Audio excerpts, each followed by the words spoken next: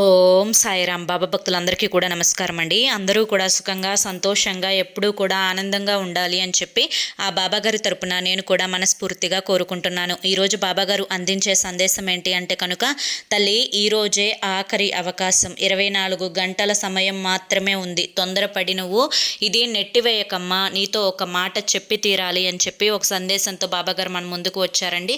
అది వినే ముందు చాలామంది కూడా చెప్పుకోలేనటువంటి సమస్యలతోటి సతమతమైపోతూ వాటిని ఎలా తీర్చుకోవాలో తెలియక ఇబ్బంది పడిపోతూ ఉంటున్నారు. అటువంటి వారి కోసం శ్రీ షిరిడి సాయిబాబా ఆశీస్సులతో జ్యోతిష్యం చెప్పబడును గురూజీ శివరామరాజు గారు. Phone number 9959422552. మీరు ఇప్పటి వరకు ఎన్నో చోట్ల జ్యోతిష్యం చెప్పించుకొని మీరు ఆశించిన మార్పులు మీ జీవితాలలో జరగలేదని చెప్పి బాధపడి ఉంటారు. కానీ ఇక్కడ అస్సలు అలా జరగదండి. మీ సమస్యలు ఏవైతే ఉన్నాయో, ప్రేమ, పెళ్లి, ఉద్యోగం, రాజకీయం, సంతానం లేక ఇబ్బంది పడుతున్నా, భార్యాభర్తల మధ్య గొడవలున్నా, అప్పుల సమస్యలున్నా, శత్రువుల సమస్యలున్నా, అవేంటో గురువు గారికి వివరించి చెప్పినట్లయితే వాటికి తగిన పూజలు చేసి గురువుగారు మీకు రోజులలోనే పరిష్కారాన్ని చూపిస్తారు. గురువుగారు చెప్పినట్లు 100% జరిగి తీరుతుంది. నమ్మకంతో స్క్రీన్ మీద కనిపిస్తున్నటువంటి నెంబర్కి కాంటాక్ట్ అవ్వండి. భార్యాభర్తల మధ్య వశీకరణ, స్త్రీ మరియు పురుషుల మధ్య వశీకరణ 100% జరపబడును. ఎటువంటి సంతాన సమస్యలకైనా కానీ గురువుగారి దగ్గర చక్కటి పరిష్కారం అనేది దొరుకుతుందండి. మాకున్నటువంటి ఎన్నో రకాలైన సమస్యలను గురువుగారు రోజులలోనే పరిష్కరించారు. అలాగే మీ జీవితాల్లో కూడా సంతోషాలు, ఆనందాలు, అదృష్టాలు అడుగు పెట్టాలి అంటే వెంటనే ఈ నెంబర్కి అయితే కాంటాక్ట్ అవ్వండి. ఇక ఆలస్యం చేయకుండా మనం బాబాగారి యొక్క సందేశం ఏంటో తెలుసుకుందాం. తల్లి, ఈరోజే నేను నీకు ఇస్తున్నటువంటి ఆఖరి అవకాశం. ప్రతి దానికి కూడా ఒక హద్దు అనేది ఉంటుంది. అలాగే ఆ హద్దు మీరి ఎవ్వరూ కూడా ప్రవర్తించకూడదు. అలాగే ప్రతి దానికి కూడా ఒక సమయం అనేది ఉంటుంది. ఆ సమయం అనేది దాటిపోతే ఆ పనికి విలువ ఉండదు.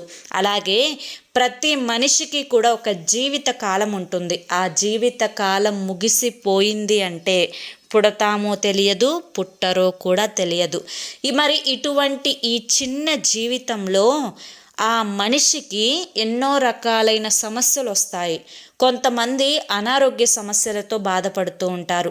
మరికొంతమంది మానసికమైనటువంటి సమస్యలతో బాధపడతారు.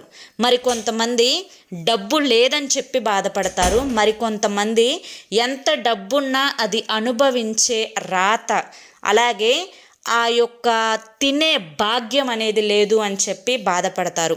ఎవరో ఒక్కళ్ళో ఇద్దరో అన్ని అదృష్టాలను పొంది పుడతారన్నమాట. అలా ప్రతి ఒక్కరి జీవితంలో కూడా అన్ని భాగాలు అనేవి ఉంటాయమ్మా. సంతోషాలు ఏర్పడతాయి, దుఃఖాలు ఏర్పడతాయి, లాభాలు వస్తాయి, ఒక్కొక్కసారి ఊహించనంత లాభాలు వస్తాయి, ఒక్కొక్కసారి పూర్తిగా డౌన్ అయిపోతారు. అలా అని చెప్పి మనిషి యొక్క జీవిత కాలం ఏదైతే ఉంటుందో ఇది శాశ్వత కాలం కాదు. ఈ యొక్క నాటకంలో, అంటే ఈ యొక్క జీవిత కాలం అనే ఈ యొక్క నాటకంలో ప్రతి వ్యక్తి కూడా పాత్రధారుడే. ఆ వ్యక్తికి అన్ని రకాలైనటువంటి అనుభవాలు జరుగుతాయి. కష్టం, నష్టం, దుఃఖం, బాధ, స్వేచ్ఛ, అలాగే కనువిప్పు, అలాగే అవమానాలు, అలాగే గౌరవ ప్రతిష్టలు, ఇలా లేనిపోని అపనిందలు, ఇలా అన్నీ కూడా జరుగుతూ ఉంటాయి. ఇవి ఏవీ లేని ఒక్క వ్యక్తిని నువ్వు నాకు చూపిస్తావా? ఎందుకంటే నువ్వు జల్లెడ పెట్టి వెతికినా కూడా అటువంటి వ్యక్తులు ఎవ్వరూ కూడా దక్కరు. నీకు నువ్వేమనుకుంటున్నావు అంటే, ఈ ప్రపంచంలో అన్ని కష్టాలు, అన్ని బాధలు, అన్ని నష్టాలు కూడా నాకే వస్తున్నాయి. నేనేం పాపం చేశానో నాకు తెలియదు. నేను ఏ యొక్క జీవితాన్ని అనుభవిస్తున్నాను, ఈ జీవితం అసలు నాకు వద్దు. నేను ఏ జన్మలోనో తీవ్రమైనటువంటి పాపాలు చేశాను, ఇన్ని కష్టాలని అనుభవిస్తున్నాను అని చెప్పి.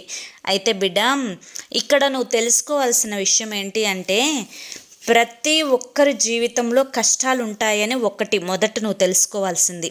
రెండవది ఏంటి అంటే, ప్రతి ఒక్కరి జీవితంలో కూడా వారి యొక్క జీవిత భాగస్వాముల వల్ల పూర్తి సంతోషాలని అనుభవించడం లేదు.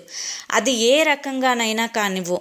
కొంతమంది చాలా మద్యపానానికి వ్యసనపరులయ్యి, అసలు రూపాయి సంపాదించడం చేత కాని వాళ్ళయి, ఎప్పుడు భార్యను చెండుకు తింటూ లేదంటే భర్తను చెండుకు తింటూ ఇలా అనేక రకాలుగా టార్చర్లు చూపించే వాళ్ళు చాలామంది ఉంటారు.